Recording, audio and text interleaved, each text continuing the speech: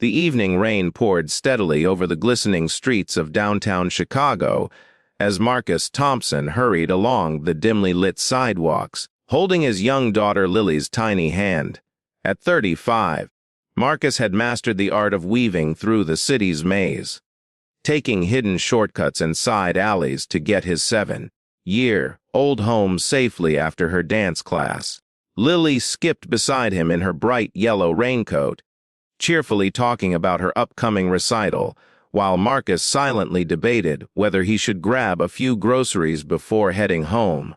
Despite the heavy downpour, before we go further, if you believe small acts of kindness can change lives, please take a moment to like this video, subscribe, and share these heartwarming stories from Kindness Treasury to spread positivity around the world.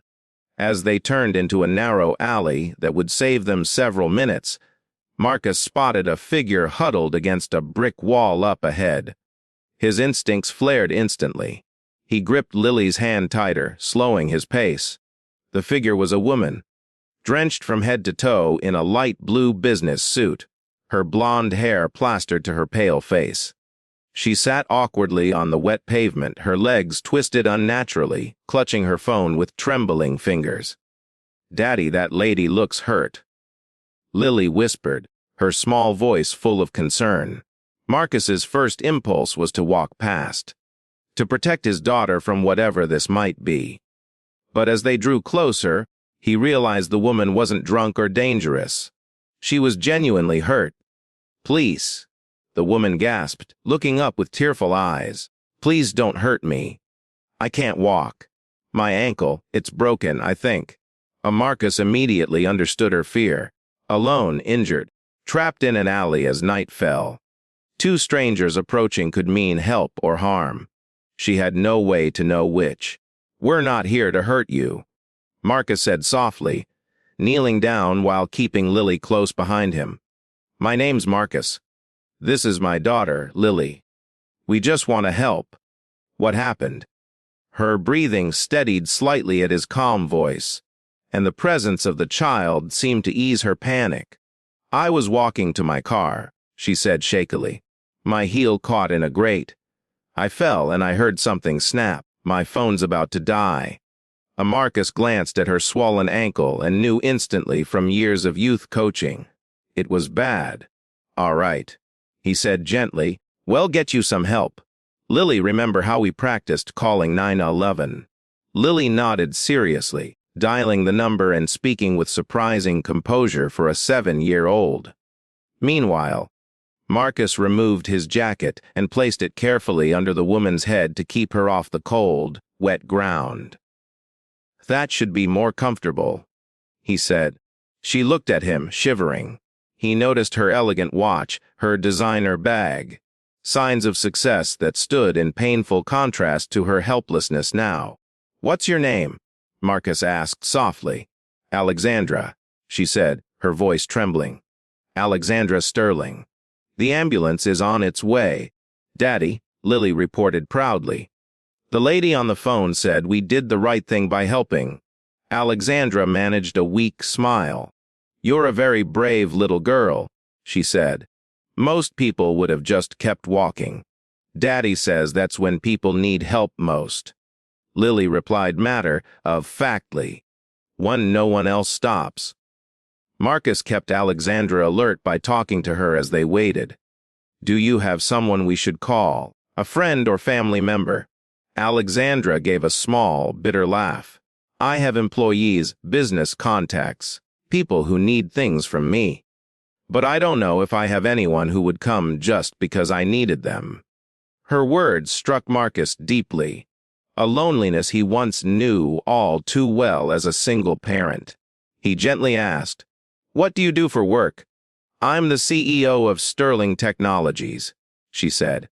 "I was working late again. I've managed billion-dollar projects. But tonight, I couldn't even manage a parking lot." Marcus smiled softly. "Ma'am, everyone needs help sometimes. That's not weakness. It's being human." When the paramedics arrived, they thanked Marcus and Lily for staying with her. As they lifted Alexandra onto the stretcher, she grabbed Marcus's hand. "Please," she said, "I don't even know your last name. But you stayed when you didn't have to. Could I have your contact? I'd like to thank you properly." Marcus hesitated, feeling awkward about it, but her sincerity made him agree. He gave her his number, assuming he'd never hear from her again. 3 days later, his phone buzzed. "Marcus, it's Alexandra," came the familiar voice. "My ankle's broken, but I'll be fine. I just wanted to thank you again. I can't stop thinking about that night." Marcus smiled. "I'm glad you're healing." Anyone would have done the same. "No," Alexandra said quietly. "They wouldn't have. Security footage showed 7 people walked past me before you stopped. 7. I realized. I've built a company, not a life. I don't have a community, or real friends, or the kind of bond you and Lily have." "You have a daughter?" Marcus asked. "Yes, Sophia. She's 8. Alexandra said, her voice cracking. "She lives with her dad. I work 80-hour weeks. I haven't been much of a mother. Sitting there in that alley, I realized, if something happened to me, she'd hear it from an assistant, not her mom. That broke me. Over the next few months, an unexpected friendship blossomed between them. Alexandra was determined to change. She sought Marcus's advice on parenting, time, and building genuine connections. Marcus, who lived modestly but with love and balance, became her guide in rediscovering what truly mattered.